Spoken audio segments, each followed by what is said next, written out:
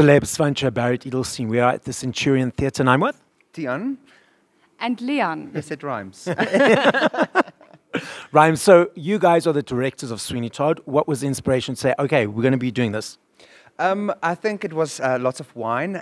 No, but we've always been immense fans of theatre and musical theatre and everything theatre. And Sondheim is on the top of those lists and have been a bucket list item for us. And we have a saying, we make dreams come true. That is what we do, no matter what. So when we decided it, we just went for it. And now we're here, and we are very excited and proud to show everyone else what our dreams come true look like.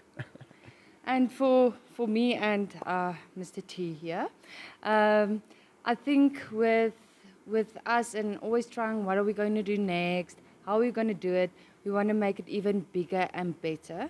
And people were looking at us very crazy, you're doing Sweeney Todd, and we're like, yes! And now we're doing it, and it's going to be fantastic, and we're really excited to show it to everyone.